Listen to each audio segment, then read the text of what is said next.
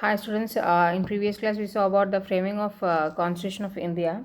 So we discussed about when the Constitution has been framed after the Great Britain, great independence from a great British, and it is served as a national first parliament and is formed in 1946. And based on the objectives of this constitution, the constitution has been framed to protect each and every individual of the society. They have a rightful place in this world and work for the peace and also welfare of the mankind. So let us see in this diagram. Let us see that is the Dr. Sachinanda Singha was the first president, that is temporary president of the Constituent Assembly when it went on December 9, 1946. Later, Dr. Rajendra Prasad became a president of our Constituent Assembly, and next is Dr. Ambedkar became a chairman of drafting committee of on December 11, 1946. So the first image shows the first temporary president. His name is Dr. Sachidananda of Constitution Assembly, and the second one is your Dr. Rajendra Prasad. So he framed the constitution in 1946, 1950, January 26. And next is your Dr. Ambedkar. He became a chairman of the drafting committee in 1946. Okay. Next, this image shows the framing of the constitution. Here, the Constitutional Assembly consists of 385 members, of which 292 were elected by the elected members of the Provisional Legislative Assembly, while 93 members were nominated by priceless states. To these were to be added a representative each from the four chief commissioner provincials of Delhi, Ajmer, Mawar, Coorg, and British.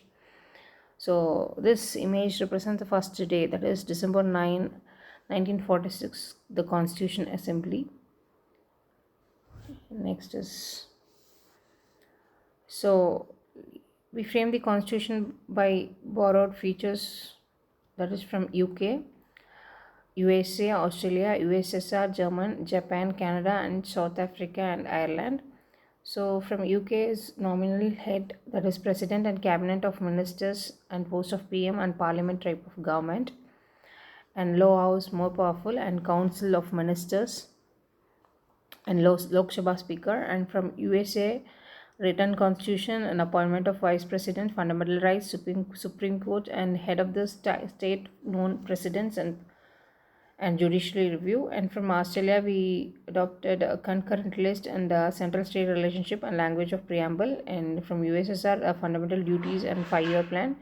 And for German, emergency provisions. And for Japan, law on which Supreme Court functions. And from Canada, federal systems and residual powers. And from South Africa, procedure of constitutional amendment. And from Ireland, concept of directive principles. So for the time being, till the constitution was made, that India would be governed in accordance with the Government Indian Act in 1935. The assembly met in the session open to the public for 166 days, spread over a period of 2 years, 11 months and 18 days before adopting the constitution. So it almost took 2 years, nearly 3 years to adapt a constitution. It was finally passed and accepted by the month of November 26 in 1949.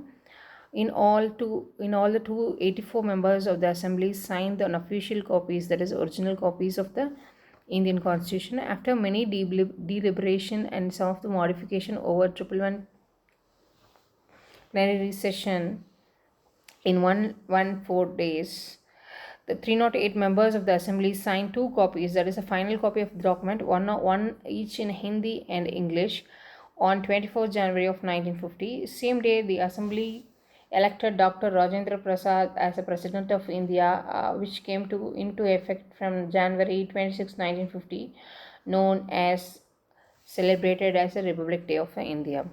So over a period of 3 years, the constitution adopt certain rules have been framed, and it is open to the public. And finally the rules has been passed and accepted in November 26th of 1949 by all the 284 members.